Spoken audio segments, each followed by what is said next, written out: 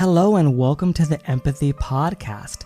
This podcast seeks to explore the minds of those who not only understand or experience empathy, but of those who wish to take action, build, and practice empathetic behavior through conscious decision and responsible lifestyle choices. So if that sounds like something you might be interested in, this podcast might be just for you. So sit back, relax, and use what you were born with, empathy. Hello and welcome to the Empathy Podcast. Today we're delighted in the middle of the forest. As some of you guys can see, the ones that are watching on video can see, we're delighted with Cam, and he is from San Diego. He's an animal liberation activist. I'm so blessed to be here in the nature with him. We have the babbling brook, the stream right behind us. This is a beautiful setting, and San Diego's known for that. But we have been ravaged as a state recently by some record-breaking wildfires, which has been super crazy. So the first question for you is, what does empathy mean to you?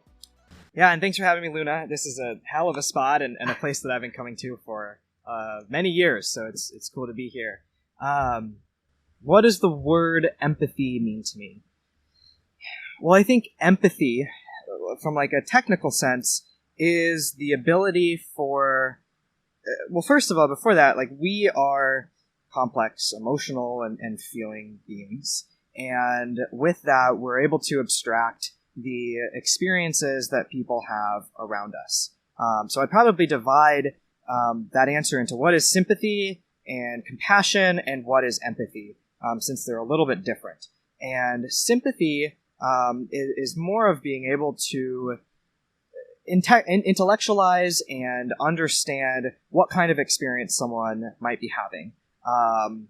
Whereas empathy is actually, you know, to be cliche, is putting your shoes or your feet in their shoes and feeling what they are feeling, without the lenses of judgment and the layers of personal experience and someone's own lens. It's to just fundamentally have the feeling of someone else and understand that. And I think that there's a delineation or a scale from sympathy to empathy, where, you know, we can't be all the time pure in understanding what someone else is going through or what their experience of life is. And it's such a complex dynamic to begin with, to just be alive. But to make a kind of long story or answer short, the value of empathy is to understand that there is some context and some experience outside of one's own. And if you can kind of step outside of yourself and understand someone else's context and experience of life, you actually get a better understanding of the world.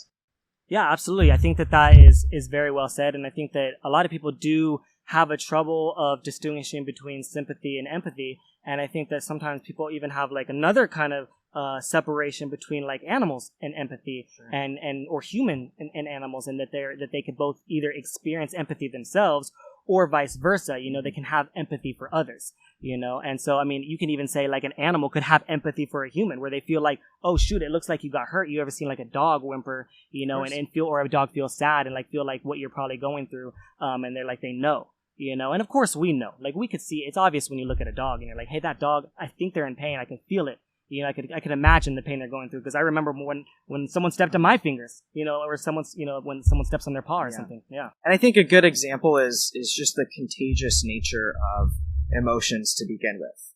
And you can have a dog example or a human example where you walk into a different setting or room, and someone is maybe exuberant or someone is heartbroken, and you can sense that. And there's the element of sensing it, but then there's the emotional pull from where you were to kind of match them and begin to feel the suffering or the joy that someone else is feeling. Yeah, that's a good point. Like, you ever hear the saying, misery loves company? It's the same idea. People that are miserable, they want to be around other people that are miserable, sure, but also people that are very happy and joyful. Like they right, seek that. And they want to be next to those people that are happy and joyful as well. Or your friends are rich, and then you are rich. Your friends are poor, and you're poor. Yeah, absolutely. All right. So the next question I have for you is, what was it like climbing on top of a slaughterhouse inside of downtown Los Angeles at Farmer Johns? Because that was a very intense situation. I was actually there as well. I was on the ground filming. I remember it very, very vividly because it was only like, a couple weeks ago. And I remember a truck was pulling up full of pigs in the very back. And I remember right after that happened, people were chaining themselves to a gate to enter the slaughterhouse. And then right after that, I remember people on the live stream saying, hey, there's activists inside the slaughterhouse shutting down the line. Right after that, literally in succession, there was someone on the roof, or two people on the roof, with smoke signals, and they were dropping a banner, and one of those people was you. Can you tell me a little bit about that experience? Yeah, definitely, and it's funny that it was only 2 weeks ago, because it feels like it was yesterday, but also feels like it was a while ago. But more like even leading up to that is the campaign against Smithfield and Farmer Johns, which is this huge slaughterhouse that's in downtown LA in a small city called Vernon, which is an industrial city. There's this Smithfield-owned facility, and Smithfield is a Chinese-owned company. They're the largest exploiter of pigs in the world. On the books, they kill up to 60 million pigs. But that doesn't even account for all the pigs that aren't finally made into the food system, all the babies that are killed inside of the farms, etc. So, in terms of just horror show, one of the worst companies on the planet, that is Smithfield Foods, and they have this plant that's right there in the heart of Los Angeles. Direct Action Everywhere has had a campaign just kind of exposing the truth about Smithfield for, I believe, 5 or 6 years now, where activists have been going inside of farms, documenting, getting virtual reality shots of just simply what happens behind the scenes of the business, and exposing it to the public and facing the repercussions in the legal system for doing that. And I personally have had the experience of also being inside of a Smithfield facility and seeing that horror. So fast forwarding from all of that, we had a vigil where a few hundred people came to this facility to bear witness to the pigs, kind of a traditional setting of just giving the pigs water and looking at their faces, kind of seeing the victimhood in person. We've attuned to the fact that at this point, that's not enough. That just watching folks die day after day, for years, almost a century now, actually, this place has been in existence, it's not enough. We're not doing anything, and everyone's really comfortable with us bearing witness, so it's time to do something that kind of shakes the waters and says, both to the public, but also to the corporation, that our end goal is to shut this place down and expose it, or shut it down through exposure, maybe. So me and a friend, Nico, we started the action on 2 Mondays ago at night, and we climbed the exterior of a 3-story slaughterhouse. And this place is known to be kind of like a fortress, kind of like the hardest place to get inside of, get on top of, in addition to it being a totally locked down weekend with armed guards and extra security since they knew we were there. But we found a spot and were able to use some of our love of climbing to basically scale up 3 stories. And it's definitely a little bit of luck and a little bit of, I guess, architectural luck that we were able to get up there.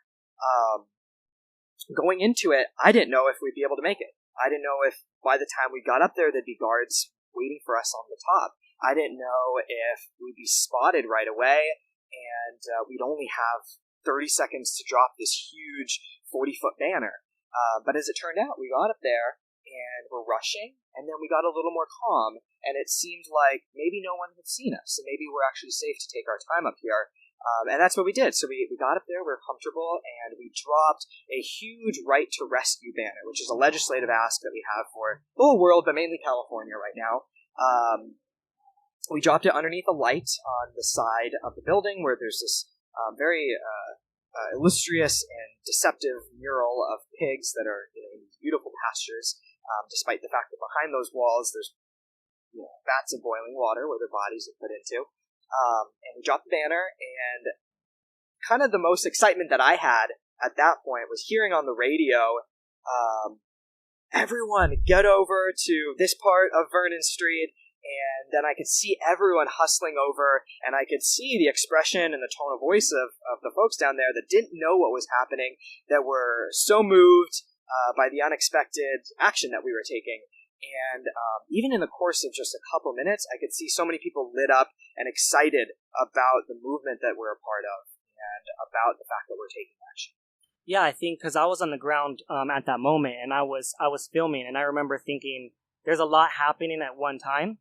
Because it felt like all at once. Because I remember it was a very quiet time for like a day and a half.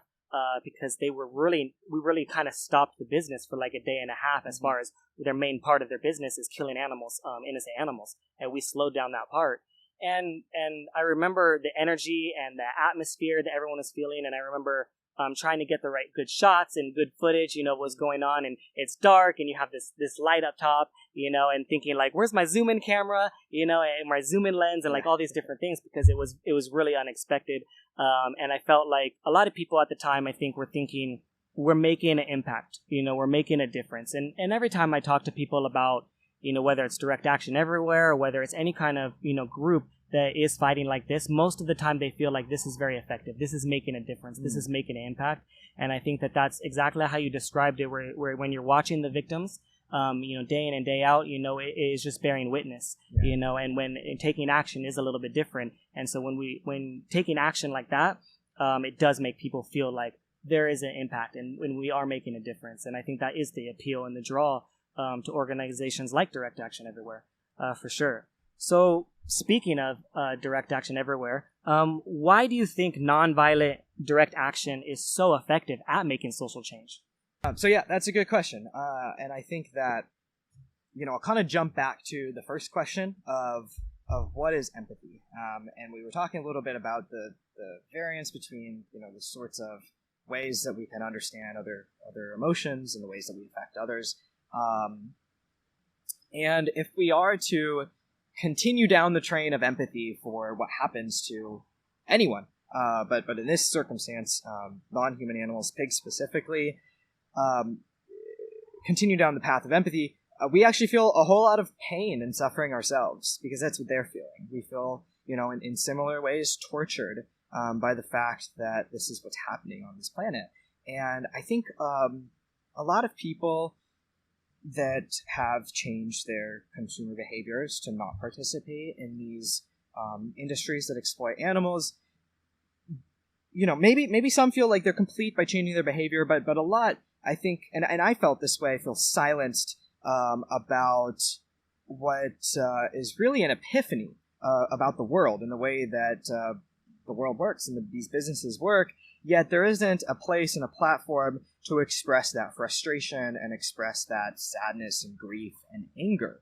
And what we do is we just kind of tuck it away, and culture still oppresses us and suppresses our voice to, say that, well, we shouldn't be pushy upon others, and you effectively you just can't push others. And what direct action does is it first of all addresses the fact that there is tension that lives underneath the surface, and this atrocity and the pain exists, and it's just washed over and cleanly presented to the public. And as long as that stays the normal, and on top of that, you add billions of marketing dollars and a culture that is, indoctrinated to basically support the status quo in the way of life because of the way that they've been taught and educated by billion-dollar corporations and their, the past generation of that. As long as people's voices are suppressed and silenced and everyone is trying to be polite all the time, that oppression won't come to light. The only way it's going to come is if the status quo is disrupted, and people get frustrated because people speak up, and that's what direct action does. So direct action isn't just changing yourself, but it's speaking up and finding a authentic, nonviolent, but unapologetic voice consistently. And I think that's that. I think you also asked a little bit about the organization Direct Action Everywhere, and that's one reason why I have resonated strongly with working with them. Is I found that it's a group that's the most consistent, yet malleable in terms of being able to speak fluently and honestly about a subject that we all suffer so much about. Yeah, absolutely. And do you think that there's been situations in the past that we can draw to where we have seen like this does work? Like, are there situations in the past that you know that, like, hey, direct action does work. It worked in this situation, and maybe it could work again in this situation. Sure, and without even pointing to any specific oppressions and injustices in the past, I think we can all probably just think that if there was ever a time when an oppression and a normalized violence was so widespread across a region or country or whatever, there wasn't a lot of tension. It existed because it was profitable for businesses, and there was an incentive to do so, and there wasn't enough voice to forego it. It seemed normal, natural, and necessary at the time, right? Yeah, and there was always dissenters. There was always, advocates against whatever form of past historical violence that we can talk about. And in that mix, you have individuals and corporations that are so vested in continuing their business behind closed doors and keeping a mass general public that is compliant in what is, culturally normal at that point in time, that, those vested interests aren't wanting, they're not going to easily go. They're not going to say, oh, you know what, you made a really good moral point, and I think we're going to probably pack up our bags, maybe file for a Chapter 13 real quick, and then, head out of here and start making, soy nuggets or something like that. It's not the way the world works. It's not the way that it's ever worked. It's taken mass amount of people that are confident that they have a better moral understanding of what's possible, and they create havoc so that the world can ultimately make up their mind if they want to continue with the way something's been done, or if they want to choose something different and oppose an oppression. In a lot of situations, there's a solution. So, like, let's say you identify a problem, or you identify an oppression, or you identify that something that needs to change socially. Yeah. Like what we're talking about is there are solutions. There are solutions to these things. And for example, if you go back to the case with the slaughterhouse, a lot of people were talking to me online, like, well, what are you doing for the people? What are you doing for the workers? What are you doing how are they going to have jobs? How would you answer that? And what are some of the things that we did do in that situation? Yeah, I mean, with any sort of like pivot in culture, you obviously have logistics that have to change. The argument is that the suffering that would be imposed by people having to change their jobs, and maybe even a company going bankrupt, is trumped by the suffering that happens through the normal activities of this business. Your question was about solutions, so... Because when we were there were things that we did to help the workers. And what were some things? Some of the outreach and some of the food and some of the water and some of the education. Yeah. So I mean, one offering that we had was providing a resource for the roughly 2,000 people that work at Farmer Johns to have an anonymous place where they can safely report any kind of worker or animal abuse that they experience or that they see. And that's a resource that's just not provided by corporate. It's not a resource that's provided by their union to the same extent as we will provide. And it's a place for them to express their concerns in a safe manner and ultimately dictate what is done with that information. So that was something that we adamantly advocated for and continue to advocate for.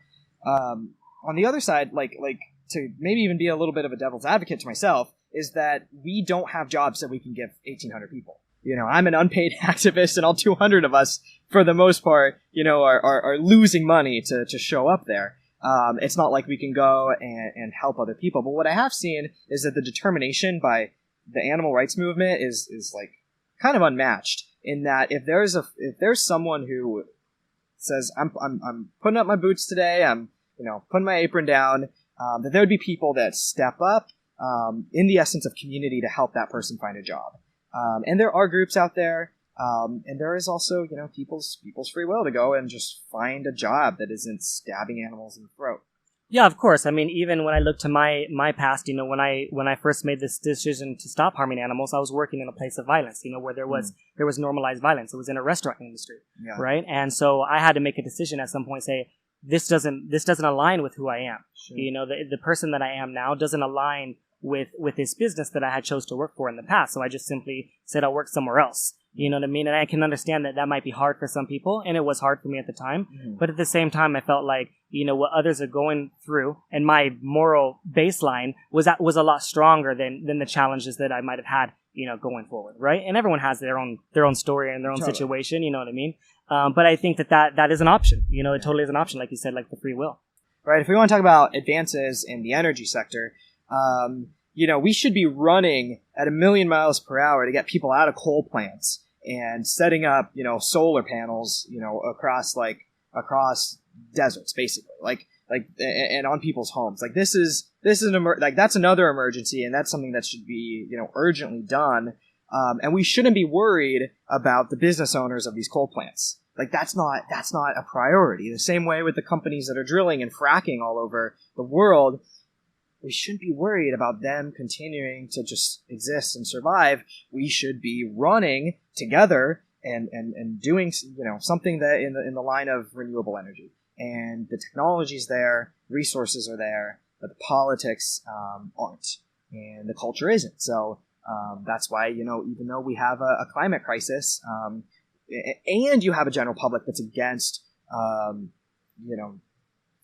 and gas as a whole, we have an incredibly, slow pace of moving towards new things. So it's not just animal agriculture specific. It's like anytime you pivot from one job or one industry and there's a moral need to pivot to another, it's going to cause some difficulties. But if people agree to the morals and we're guided by doing the right thing and just a basic understanding of science, that's like the most efficient way to get there. Yeah, a lot of that comes from like the convenience factor, right? It's just more convenient to use oil than a renewable energy, or it's more convenient to use Amazon versus, go to like a local shop. Like some of these industries become like so convenient, so easy for some of us that it becomes harder, for them to make that switch, and so it becomes like that conscious and the education and all those sort of pieces, right. That go into it, but also the politics and the laws, it's a lot of factors, right? Right. And so tell us a little bit more about you. So let's see. I live in San Diego, California. I've lived here for most of my life, but I've traveled a decent amount throughout the country and a little bit out of country as well. I love traveling. I'm definitely someone who's like wants to kind of always be on the move, yet haven't done the best job maybe doing that in my life. And want to continue doing that. In a perfect life for me, I'd probably just, do a lot of travel for both animal rights and also maybe food. Let's see. I'm into just like movement and stuff. I've done a lot of things like yoga and other fitness sort of things, mountain biking and stuff like that. That definitely brings me a lot of joy. Being with animals brings me a lot of joy, as well as working too, and both for myself and also for the animal rights movement. Yeah, absolutely. So at some point, like a lot of us, we noticed the animal cruelty within the industries. We noticed it maybe within clothing or maybe within food or different areas, of these cruelty. At what point in your life were you like, I don't want to support that anymore? Like I'm gonna put that behind me. And how did you get there as well? Yeah, I mean, for everyone, it's like this journey kind of thing. And a couple like distinct little things stick out for me. And I remember cooking with, I would always cook with my mom. So we'd always just be in the kitchen. I'd be on the chair and she'd give me the big knife even as a young kid. And, we'd cook a lot. And thankfully I was in a family that didn't, cook bodies too often. But whenever we did have flesh in the kitchen, I felt really uncomfortable with it. And I can distinctly remember, seeing like the thighs of chickens and being like, I'm going to be an adult someday and have to touch that. And I felt really like, I don't want to grow up in that way. Like that was a thought of me as like an 8-year-old, like I don't want to grow up and do that. And that thought kind of just sat there for a little while. And I started to learn more and more about health, watched a few documentaries, and was somewhat persuaded by the humane labeling that's on products, and it took me a couple years to shift towards like all of the humane label products, which means I was really just giving more money to the industry because these products are more expensive. But then when I was 15, I took a challenge for my English class to give up something for 2 weeks and then write an essay about it. So I was like, okay, I'll give up meat. And I was like, this was really easy after 2 weeks. And I already had some understanding of like the ethics side of it and the health side of it. So I just stuck and I stopped eating animals when I was 15, their bodies. And then it was a slow trickle because no one in high school for me was vegan that I knew of, or even like vegetarian eaters. So it was like a slow trickle for me. But by the time I was about 18, I finally like agreed with myself that there's actually let me backcheck for a second. This was funny because I went vegetarian and I cut down everything, and I was good with cutting down everything, like everything. I was like, I'm only gonna eat farmers market eggs. I had this idea that they were great, and I was walking down the coast highway one day. And there was a lady handing out pamphlets about veganism. And I looked at her and I was like, I'm vegetarian and I do enough. Something like that. I totally scoffed it off. And I remember that distinctly. But here I am. I guess that's the point of that. No, it was a slow trickle for me. Someone that I was listening to their story, Nime Delgado, the bodybuilder, he had the same story. He was walking down, he was already vegetarian his whole life, and he had someone talking about veganism, and he's like, I already do enough, I'm good enough, leave me alone, I'm on your side kind of thing. Yeah, I remember. Right. And it's like, I've studied this thing, and I've come up with the idea that these like free range, bullshit products are acceptable. Like I know a little bit, and you have this false sense of confidence about understanding the subject. But anyway, I started to learn more and more and more about everything, and I started just watching more like online content was really important for me. And then I finally like cut out everything and took a stance against like leather and all the other byproducts that aren't consumable when I was around 17 or 18, I don't remember.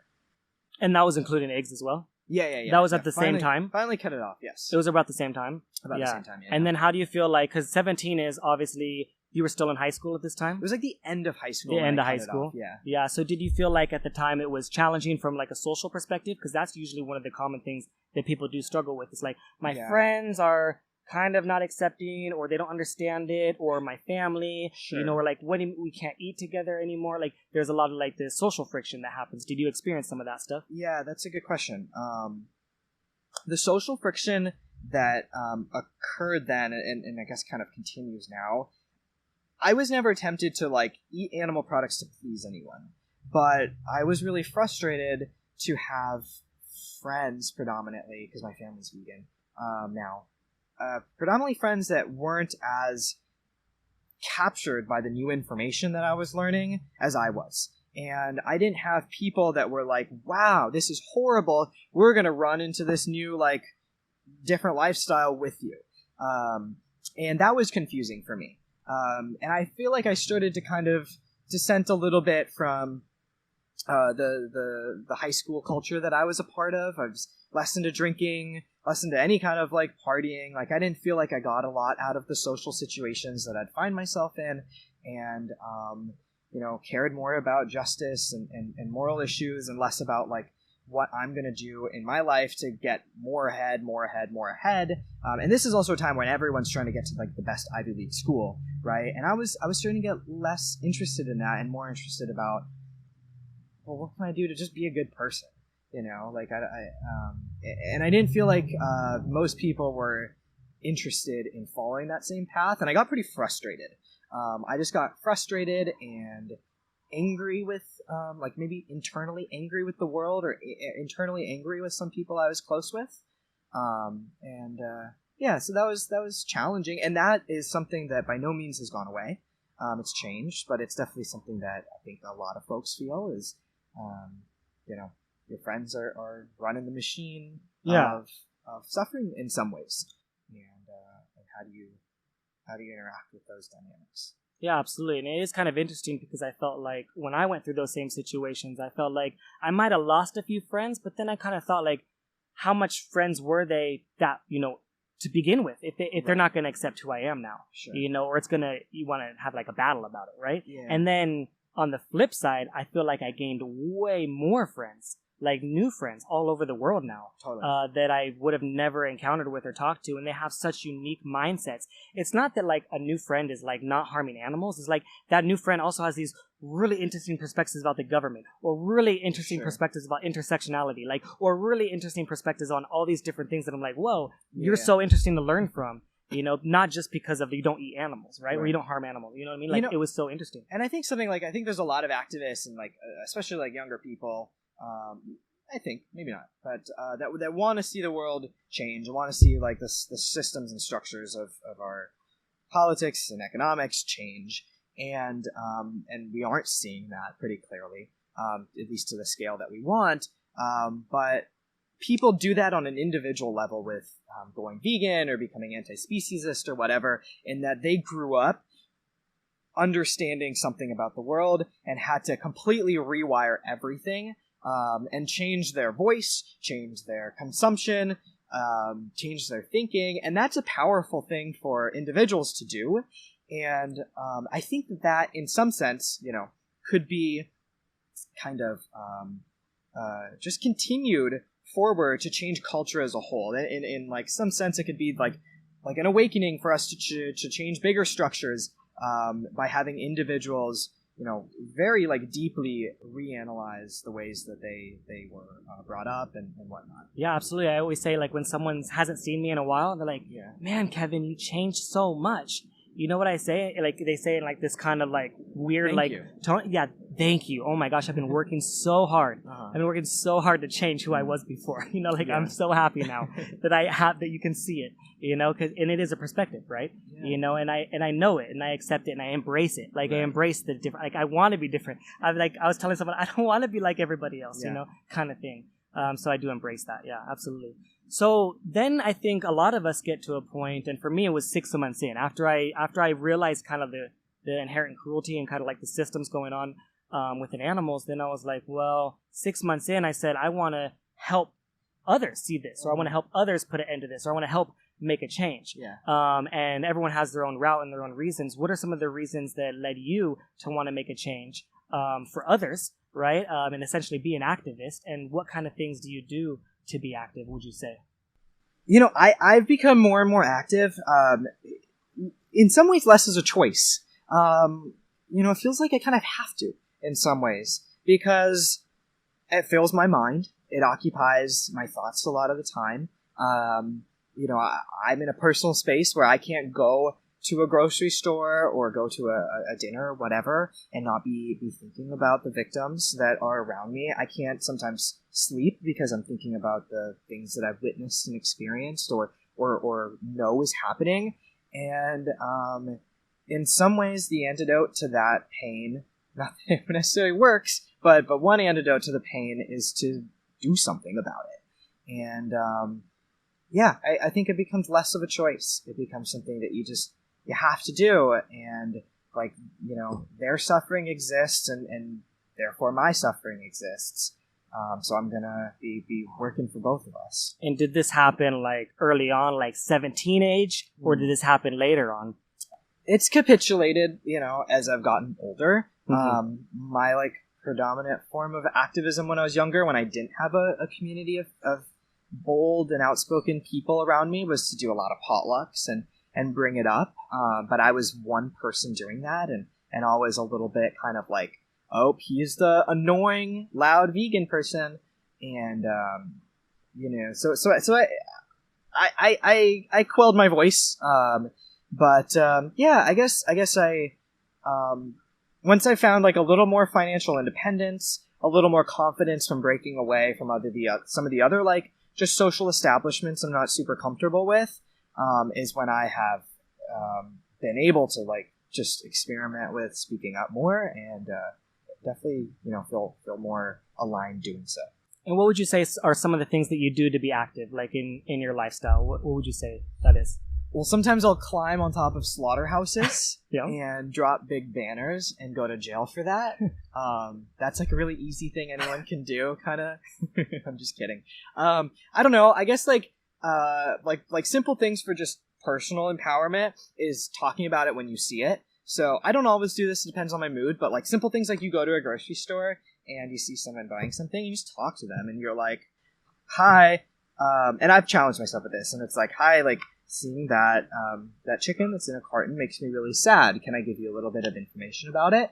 And I'm doing it for me, kind of, because it makes me sad, and because I think that animal would want like someone to have done something for them. And even though it's too late, I'm going to do something. So I try to practice my voice doing things like that.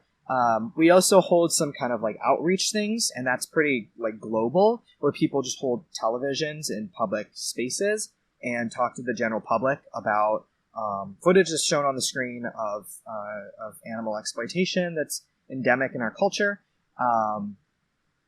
We've also, or I've experimented a little bit with investigatory work as well, going inside of factory farms and doing it with a camera and trying to get something that I think would be impactful for folks to see. So there's definitely a scale of things. Oh, and then also just it's simple, but emailing relentlessly like local politicians and local businesses. And I probably spend an hour or two, maybe 2 hours a week, and I've done that for a year, just emailing politicians locally and emailing local businesses and just giving them either information or direct asks of what I'd like. And for the most part, not much has happened. We've had little changes in our San Diego policies, local guidelines, but yeah, just trying to elevate the fact that this is a subject that people should be concerned about.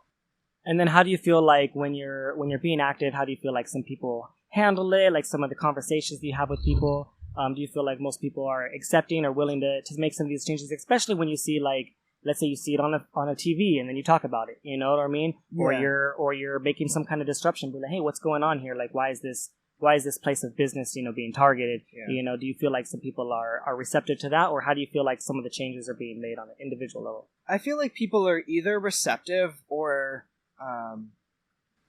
they're suffering because they are just choosing to stay so staunch to a system that they've just taken for granted as the only option.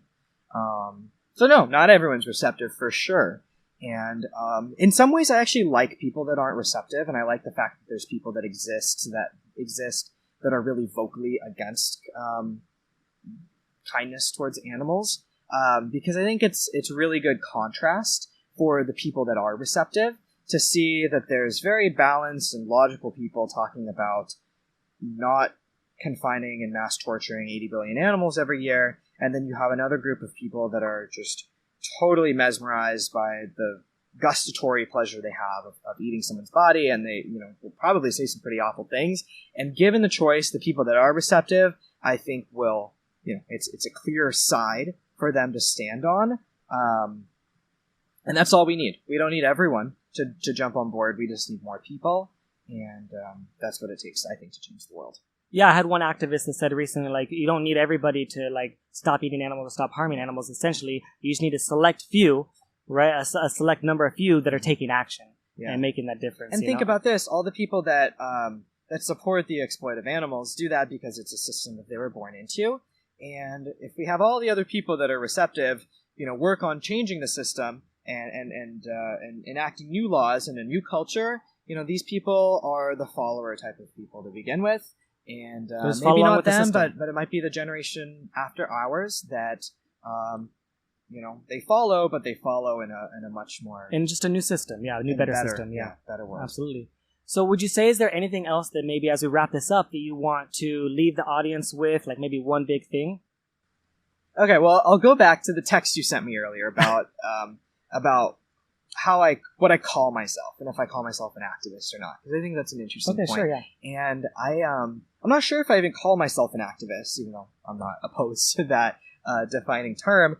I just think that I kind of feel like I live life like the way that I should. It's like given, the opportunities and place in life that I have time and resources to be able to speak up for folks that are in worse situations. And I think that that's just what everyone should do.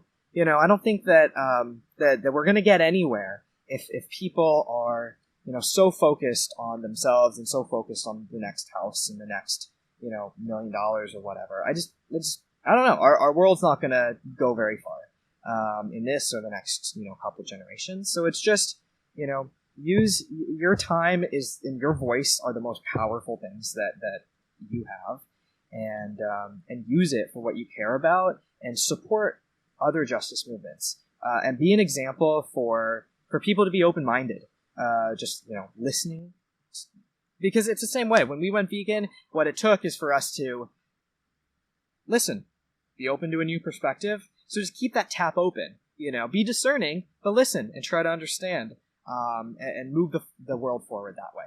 Yeah, I just posted something recently that said something very similar. It's like the best form of activism is like being yourself and being like a really good person, you know, kind of thing. Like, it's really simple. Yeah. You know, something along those lines. It's just so basic and like really and I'd also say, like, probably another like worthwhile point to say is that you know, for like the people that are just like curious about, you know, changing their diet and stuff like that, changing your diet is like the easiest thing you can do. It really is super easy, I think, like anywhere you live, if you do it because you care about a certain set of values.